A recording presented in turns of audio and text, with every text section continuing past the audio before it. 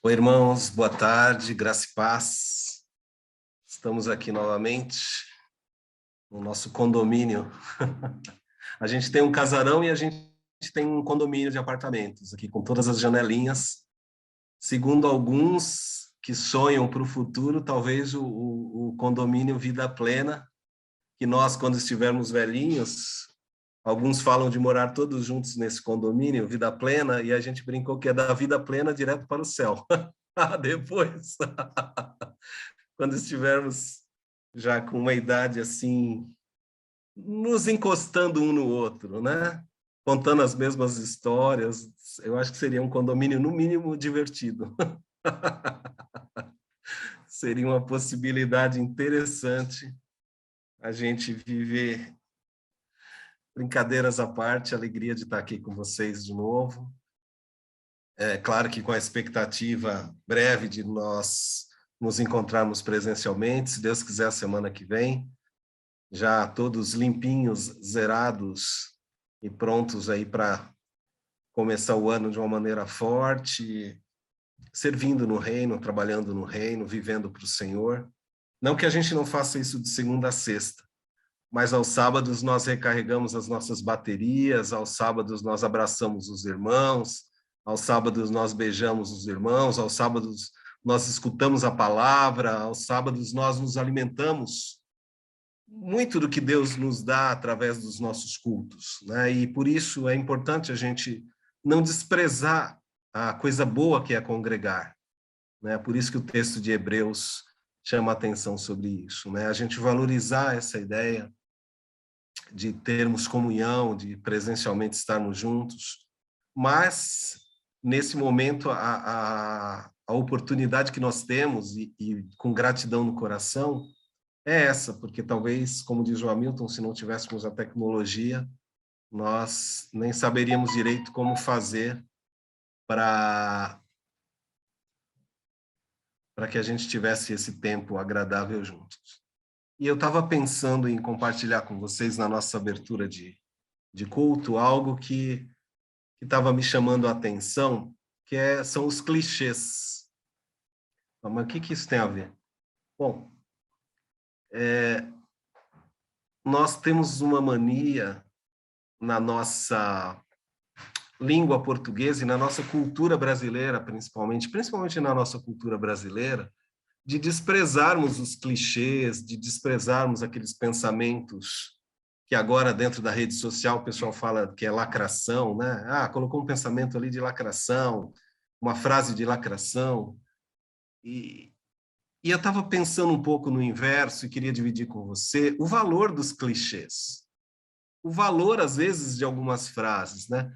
Porque é interessante que quando você pega a filosofia oriental, a maior orientais, eles valorizam demais pequenas frases que são verdadeiras referências para a vida, né? Mantras, dirige eles de jovem até adulto. Às vezes uma frase da filosofia que eles têm ou do ensinamento de um pai, de uma mãe, o próprio livro de Provérbios, se a gente pegar o livro de Provérbios dentro da nossa cultura um pouquinho deteriorada no Brasil de reflexão, a gente ia falar, nossa, mas que clichê isso que Salomão falou.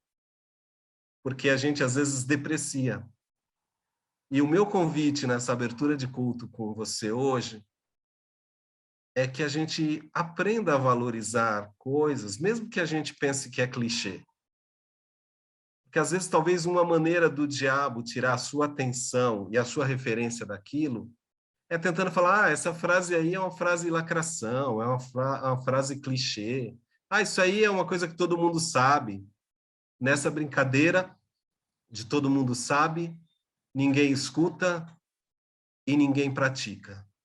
Porque a gente rotula de clichê, a gente rotula de algo que todo mundo já sabe e nós não valorizamos. Então eu queria convidar você a ter uma mentalidade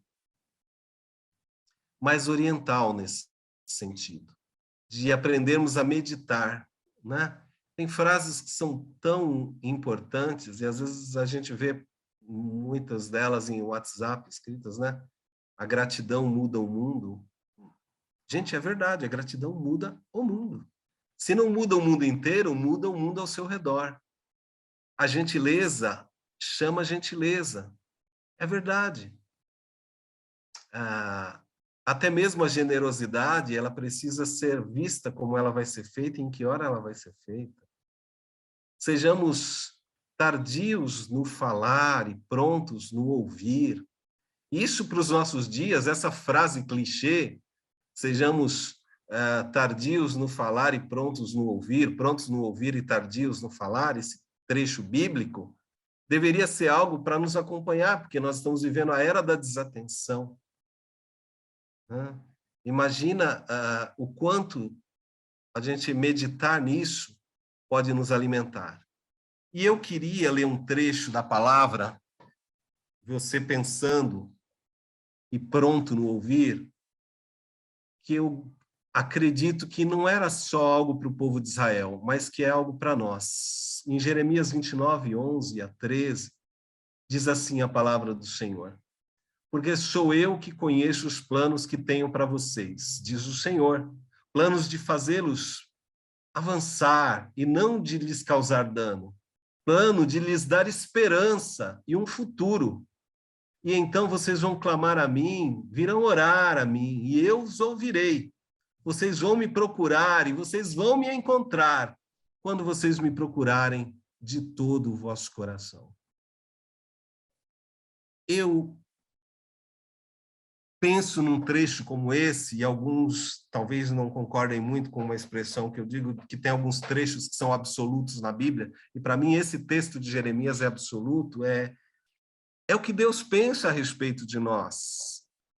Mas Deus quer que a minha vida vá bem e as coisas estão indo mal?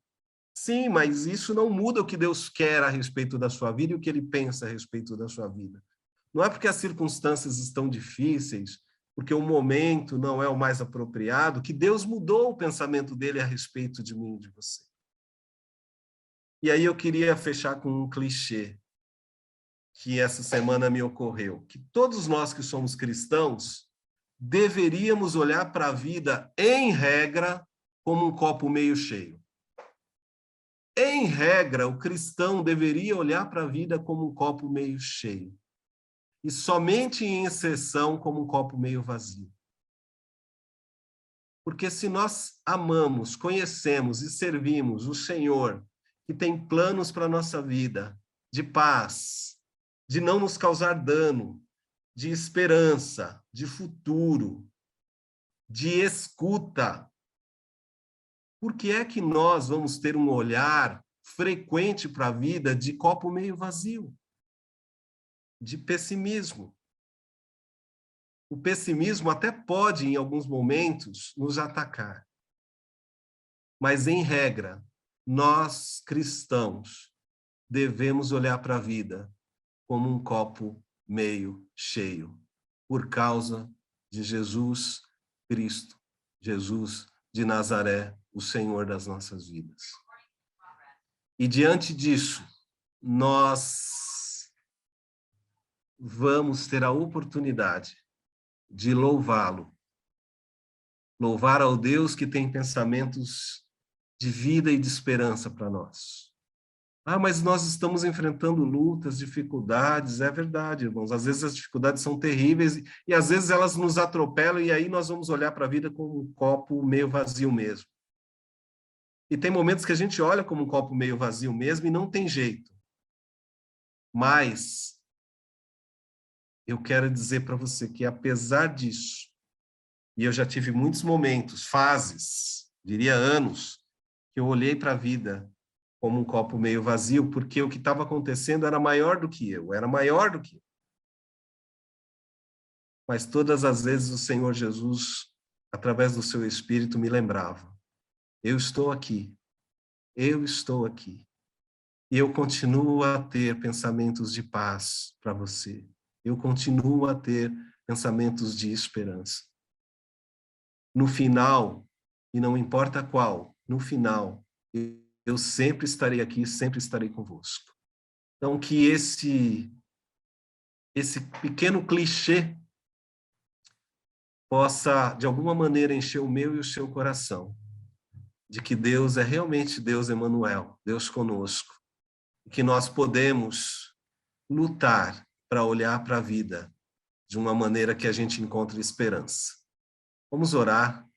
Eu gostaria que você fechasse os teus olhos, se você puder, ou ficasse como você assim desejar. Eu gostaria de orar com você e orar por você nessa hora, antes de nós louvarmos. Senhor, nós te damos graças nessa tarde. Nem sempre, Pai, nós conseguimos, porque às vezes a vida nos atropela e a nossa tendência é olhar com pessimismo. Às vezes a angústia é maior do que o que a gente pode carregar. Mas de alguma maneira miraculosa, maravilhosa, o Senhor nos ajuda a levantar o rosto. E mesmo que não haja palavra humana nenhuma que possa nos consolar, palavra nenhuma humana que possa nos levantar, mesmo, Senhor, que não haja gesto de amigo nenhum que possa resolver o nosso problema, mas mesmo assim as tuas palavras não passam, Senhor. E as tuas palavras, elas dizem que o Senhor tem pensamentos de paz a nosso respeito. O Senhor tem um futuro, mesmo quando nós não conseguimos enxergar. Que o Senhor tem um futuro, que o Senhor tem uma eternidade aqui, agora, ali, acolá, e que já está plantada nos nossos corações. Senhor, nós te louvamos, Pai. Nós te exaltamos, porque mesmo em momentos difíceis, como a própria sociedade está vivendo, há um futuro no Senhor, há uma esperança em Deus, há uma esperança de que o Senhor vai completar a boa obra, de que o Senhor vai cumprir as promessas que o Senhor fez, de que o Senhor vai continuar fiel, apesar da nossa dificuldade de fidelidade, Senhor. Nós te exaltamos, Senhor. Eu quero agradecer e orar pela vida dos meus irmãos, pelo momento de vida de cada um deles, para que eles possam ser sustentados pela tua palavra e pelo teu Espírito, Senhor, e que qualquer esperança possa brotar do Senhor nos corações. E é em nome de Jesus, e é pensando nisso, que nós queremos te louvar nessa tarde, Senhor. Recebe o nosso louvor e as nossas vidas no teu altar de graça, em nome de Jesus. Amém, Senhor. Vamos louvar o nosso Deus.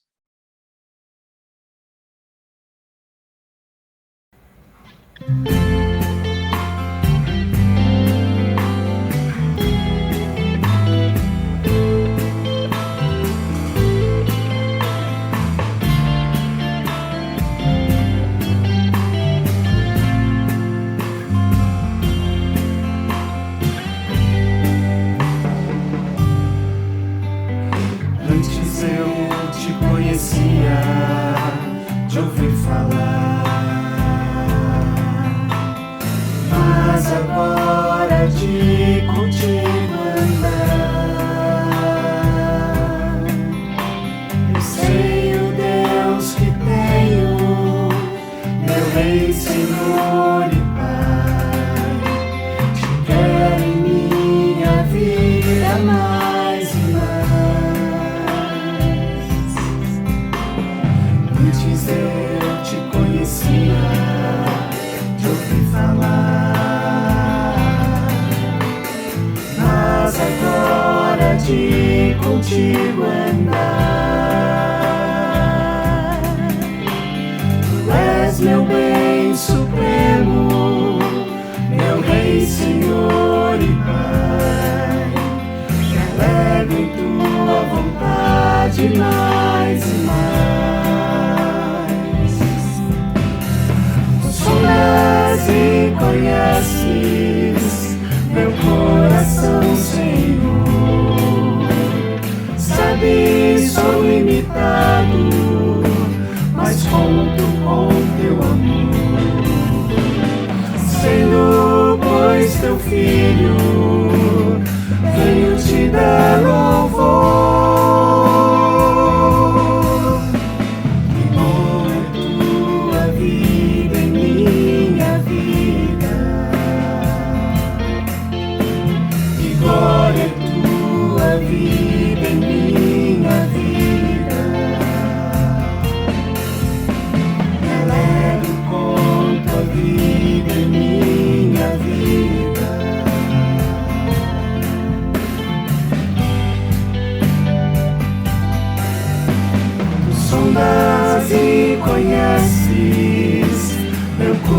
coração, Senhor. Sabes que te dependo, mas conto com teu amor. Senhor, pois seu Filho veio te dar louvor. Que bom é tua vida em minha vida. Que glória é tua vida em minha vida. Me alegro com tua vida em minha vida.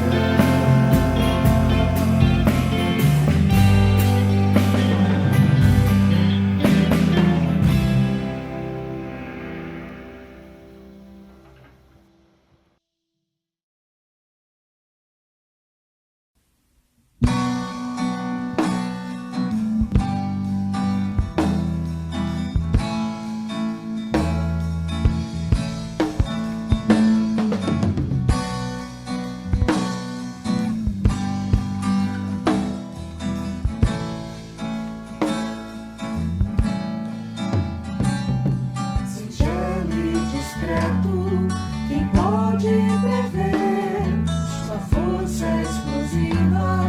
Quem pode deter? É o reino de Deus entre nós. Tesouro escondido, quem pode entender? O Pai revelado, quem vai receber?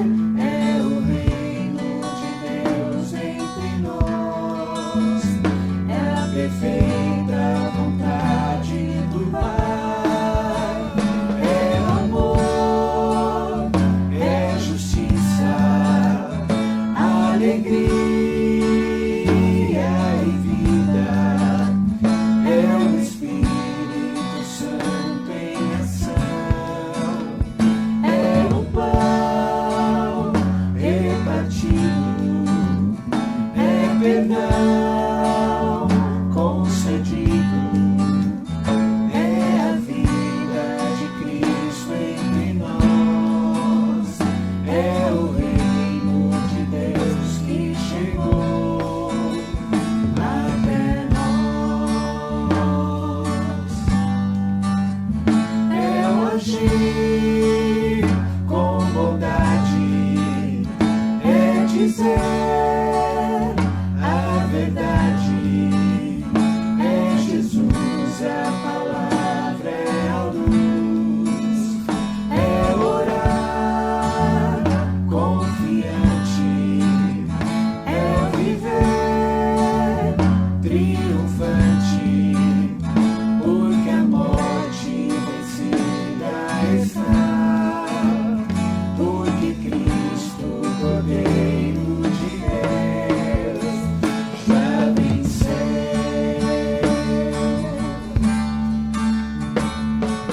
Como aguardar a vitória final do meu eu?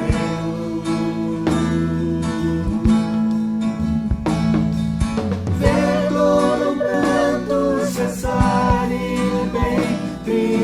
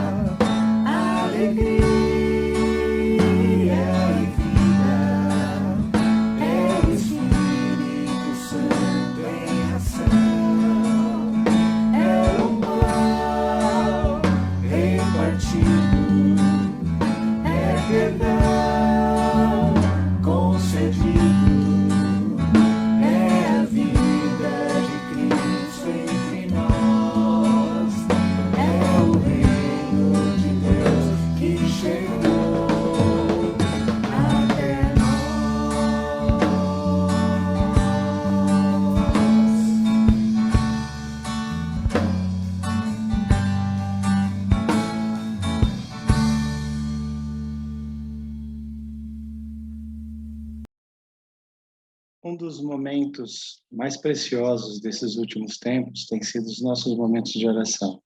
Tem sido o momento também em que nós ouvimos a voz de Deus. E essa voz de Deus, ela fica muito perceptível na oração dos irmãos. E isso é uma experiência sensacional para a gente, porque a gente já viu a voz de Deus de muitas maneiras. Como disse o Efraim, numa das suas pregações na comunidade, nós ouvimos a voz de Deus muitas vezes de muitas maneiras.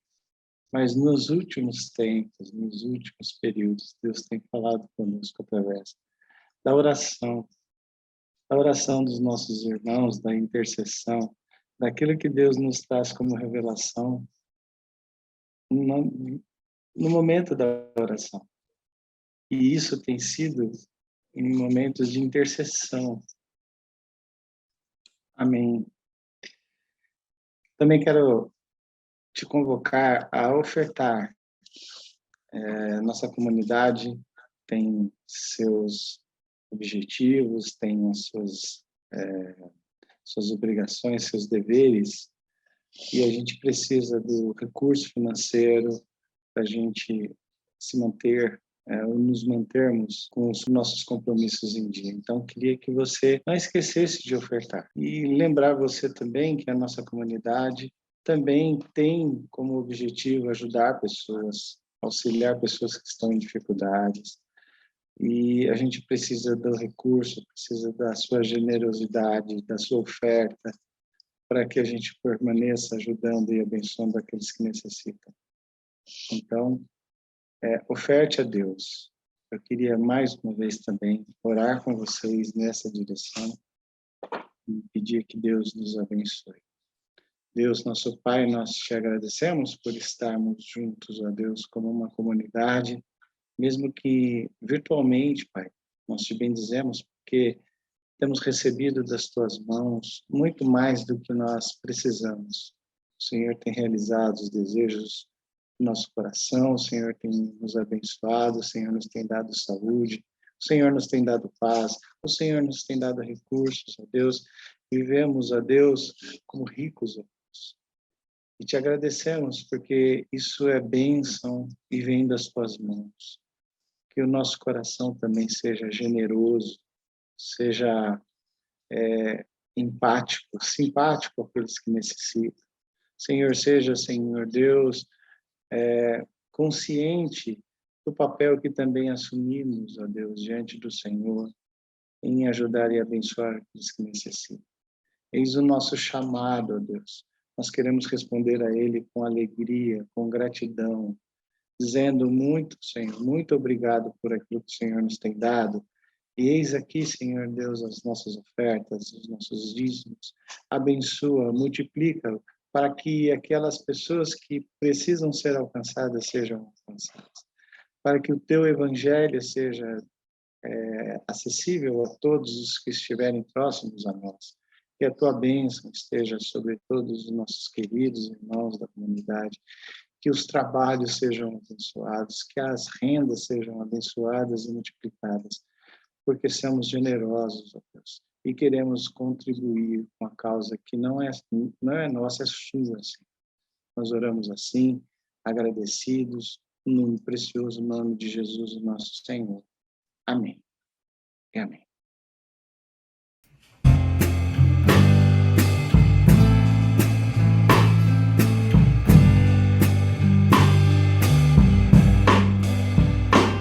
As palavras dos meus lábios e o meditar do coração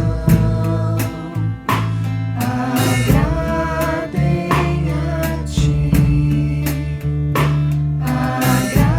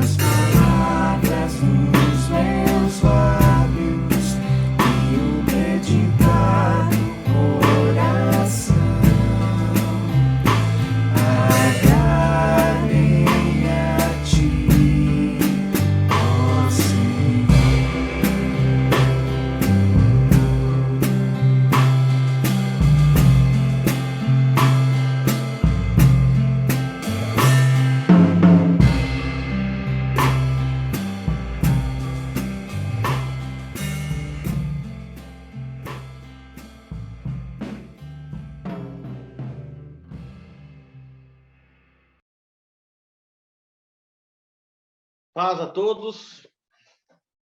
Esse é um horário que a gente não sabe se falar boa tarde ou boa noite, né? Aqui atrás o sol está se pondo. Então, boa tarde, boa noite. E a gente está no ano novo, em 2022. Começamos bem, ficamos mal, estamos bem. E é assim que o ano começou. Mas, ano novo, série nova. Para quem gosta de série, né, Wellington? Uma série com 7 episódios. Eu proponho uma série com 7 episódios. Não sei quantos conhecem. Eu gostaria que a gente desse uma olhada nas 7 leis de Noé. Aí você vai perguntar, mas onde está escrito que tem 7 leis, Noé? Tem 7 leis. No mesmo lugar que está escrito onde tem 10 mandamentos. Não está escrito, né?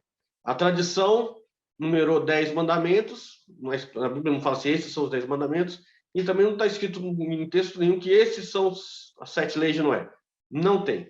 Então, as leis de Noé diz respeito a Noé, ao tempo de Noé, e, segundo o pensamento judaico, diz respeito a todos os gentios. Na Bíblia, no capítulo 6 de Gênesis, conta a história de Noé. Essa é a história de Noé. Ele foi pai de 3 filhos, Sem, Cã e Jafé. Noé era um homem direito e sempre fazia o que era bom, sempre obedecia a Deus. Entre os homens do seu tempo, Noé vivia em comunhão com Deus. Então, a primeira lei que a gente tira nesse texto é adorar a Deus. A primeira lei é adorar a Deus. E o texto segue. Para Deus, todas as outras pessoas eram más. Toda a terra estava corrompida. E havia violência por toda parte. Deus olhou para a terra e eis que estava corrompida, que todos os seres vivos haviam corrompido o seu caminho na terra.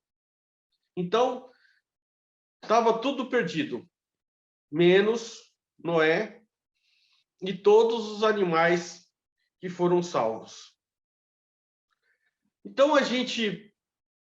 dessa história, a gente pode perceber que Deus salvou, ou Deus salva os adoradores. E o que significa adorar? Jesus responde falando que amar a Deus de todo o coração, de toda a alma, com todo o entendimento, isso é adorar. Isso é o maior mandamento. O eterno é o único Deus. Deuses não são eternos. Deuses podem ser espíritos, pessoas, animais ou coisas. Hoje a gente entende que existem 3 religiões que são monoteístas, que acreditam num único Deus, que é o judaísmo, o cristianismo e o islamismo. Mas existe uma religião muito antiga na Índia, o hinduísmo, que entende que há milhões de deuses, espíritos. Entende que cada pessoa pode ser um deus. Então, teria bilhões de deuses, mais de 7 bilhões de pessoas no planeta, cada um sendo um deus. E também acredita que os animais não só representam um deus, mas são um deus. A gente vê as cenas na Índia, as vacas andando nas ruas ou nas praias, e elas podem fazer o que quiser, pode entrar na casa da pessoa, comer a comida da pessoa, pode fazer as necessidades na rua, nas praias. e está tudo certo porque a vaca é um deus. E também eles têm representação desses deuses, ou seja, ídolos, imagens dessas divindades. Imagens são coisas. Então, a gente precisa entender como funciona a idolatria, como funciona o politeísmo, para a gente chegar até a crença do monoteísmo. Primeira premissa, ou seja, a premissa que rege o politeísmo, a idolatria, é a troca. Então, o fiel faz alguma coisa para a divindade para ser abençoado. Sempre assim. Assim, a finalidade não é a divindade em si mesma. O fiel entende que a finalidade é a bênção que essa divindade promove.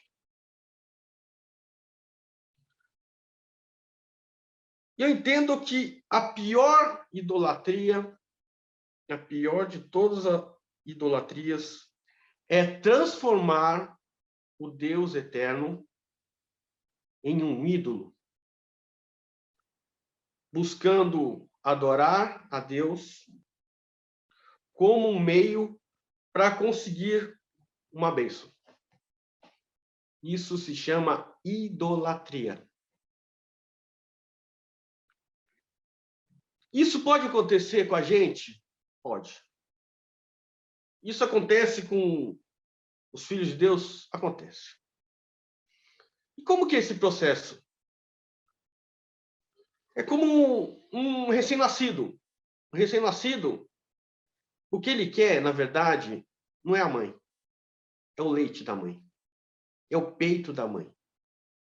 Então, a mãe não tem uma finalidade nela mesma. Mas o que ela proporciona.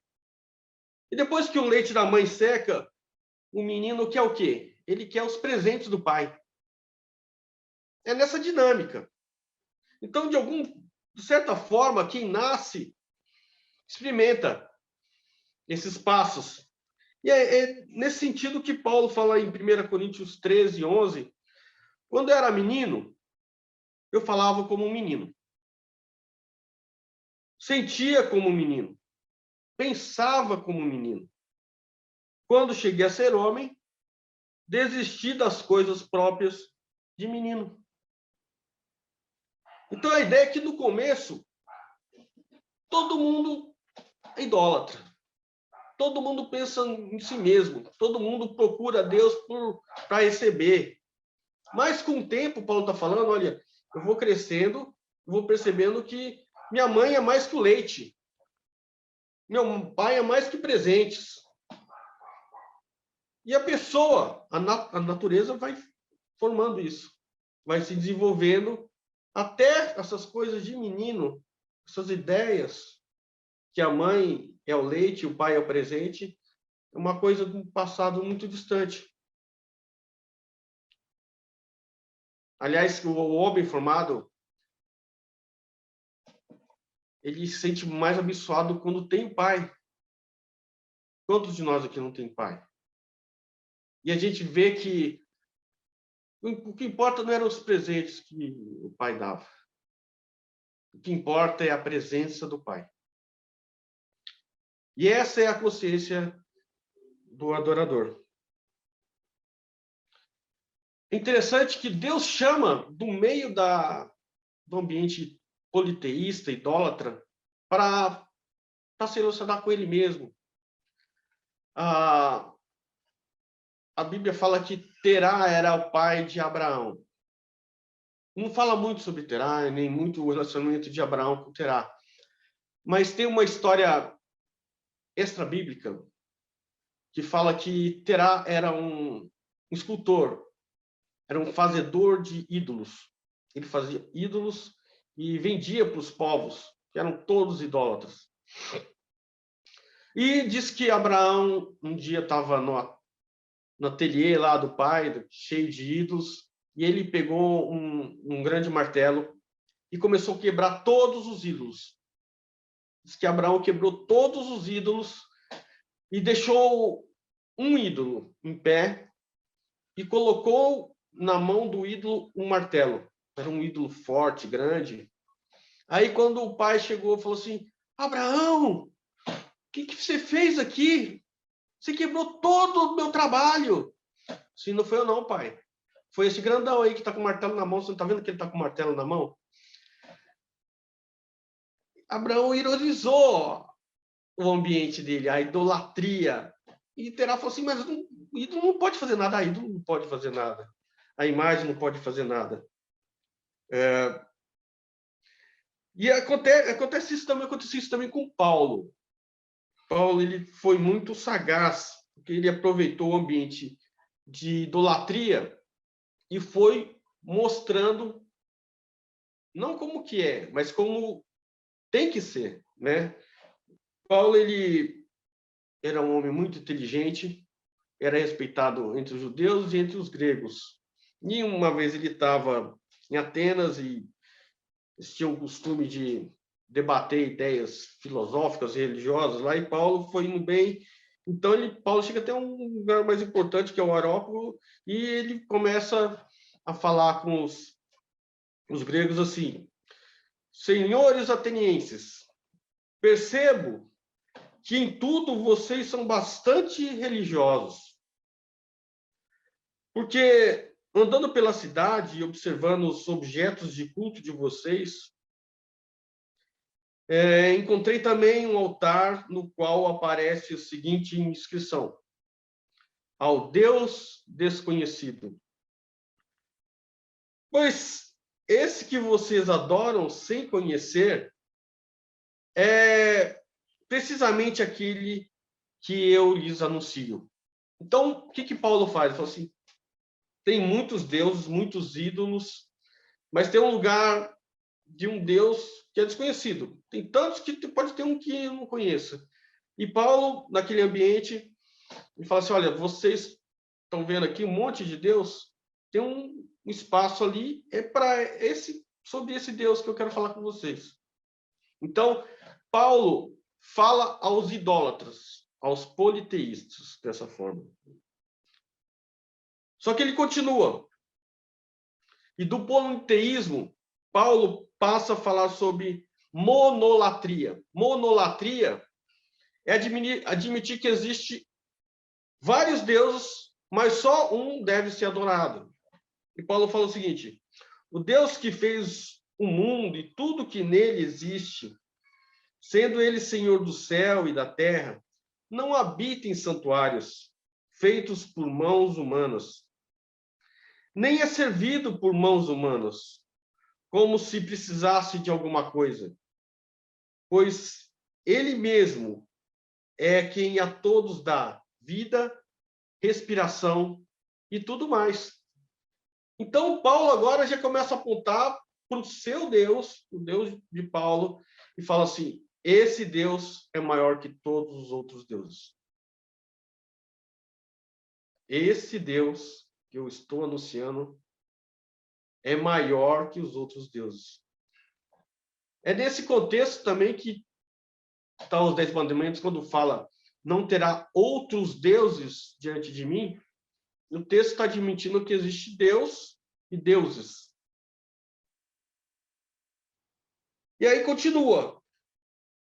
E agora parece que é o golpe final de Paulo, porque ele passa da monolatria, da admissão de que existe vários deuses, mas um só deve ser adorado, para o monoteísmo, que existe só um Deus. Deus não levou em conta os tempos da ignorância, mas agora ele ordena a todas as pessoas, em todos os lugares, que se arrependam.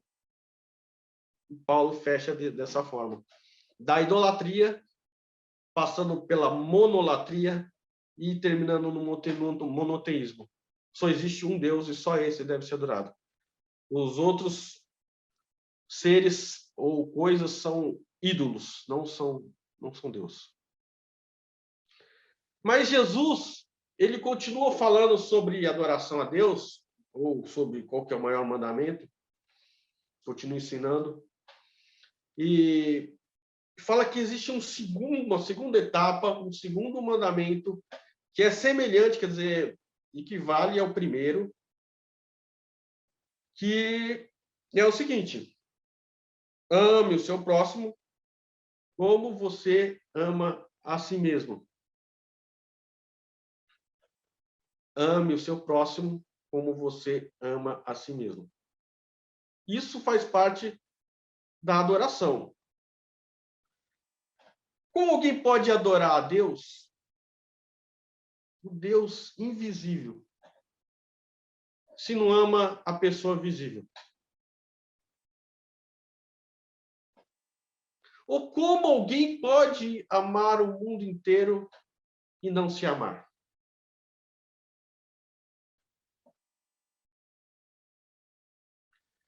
Porque o propósito de Deus para a humanidade é relacional. É relacional. E a gente pode colocar em 3 verbos: adorar, amar e gostar. Adorar somente a Deus. Somente a Deus. Amar somente as pessoas. Deus fez as pessoas para que elas cuidem uma das outras, para que elas se amem. Amar é o segundo verbo. E o terceiro verbo é gostar. Gostar da criação. Gostar do que Deus fez. Do que Deus fez para a gente cuidar. É olhar as aves dos céus. É olhar os lírios do campo. É cuidar de uma planta. É alimentar um animal. Parece loucura, mas faz parte do plano de Deus isso. A gente está muito acostumado a olhar para cima e é eu e Deus. Minha adoração é eu e Deus. Quando a gente fica muito consciente, a gente começa a olhar para os lados ou para a gente mesmo. Então, eu tenho que me amar e amar as pessoas. Mas Deus colocou, desde o Éden, a criação, toda a criação, para a gente se relacionar com essa criação. Você deve estar perguntando, mas e as coisas? Eu amo o meu carro. Eu adoro a minha casa. Eu gosto tanto das minhas coisas. Sinto muito. Não tem verbo para isso. Porque no princípio, no Éden, não haviam coisas. As coisas são um acaso, uma contingência que não estava no princípio. Havia Deus, havia a humanidade e havia a criação. Eu respeito muito os irmãos pré-milenistas que acreditam que vai ter um reino milenar, literal, de 1000 anos, onde toda a criação vai ser restaurada, onde, como diz a profecia, o leão e o cordeiro pastarão juntos. Mas eu não acredito assim. Eu acredito que essa profecia não é por um tempo determinado. Eu acredito que a eternidade, depois do fim de tudo, será como o começo. Eu acredito que o leão e o cordeiro, eles pastarão juntos para sempre. Eu acredito que a humanidade e os animais terão uma comunhão para sempre. Me perdoe quem não acredita desse jeito, mas é assim que eu acredito. Aqueles textos que falam sobre essa restauração total, eu não jogo por um período de 1000 anos apenas. Eu acredito que o que seria no começo será eternamente. Pessoas adorando a Deus eternamente. Pessoas em amor fraternal eternamente. Pessoas cuidando, gostando de toda a criação eternamente. Eu acho que nesse tripé que a gente adora a Deus, não é só olhando para cima, o Deus que está numa transcendência absoluta, nem olhando só para os lados ou para a gente mesmo, mas também olhando para toda a criação. E que Deus nos ensine, Deus nos conduza, Deus nos tire da idolatria, de coisas, pessoas. Deus nos tire disso. Deus nos tire essa mentalidade infantil. Que Deus nos dê fé para olhar para Ele como o único Deus. Não é Deus e mais alguns outros, não. Só Deus. Só Deus. Somente Deus. O dia ainda está entre a luz e as trevas, aqui atrás de mim. Mas é isso que eu queria compartilhar. Que Deus nos ensine essa primeira lei, adorá-lo. Amém.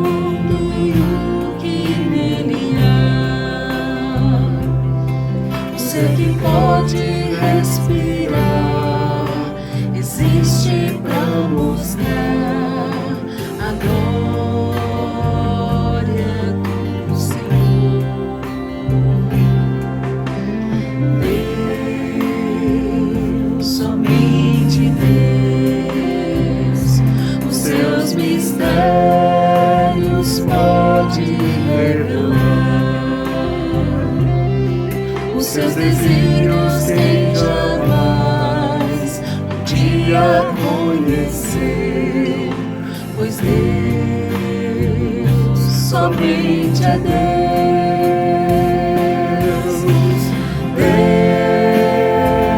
Deus, somente Deus domina o trono do universo. Que a voz da criação se erga para dar louvor somente a Deus,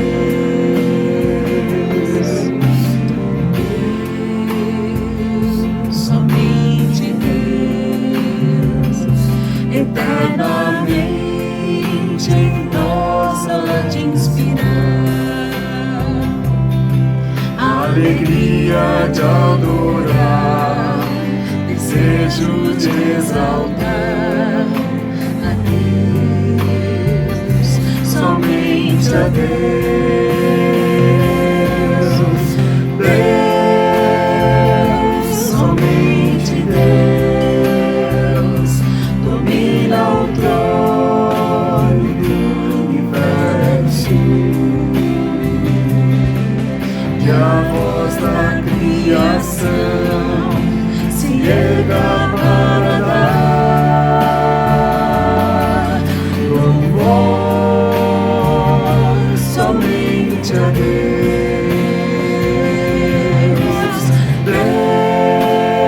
Deus, somente Deus, domina o trono do universo. Que a voz da criação se erga para dar louvor somente a Deus.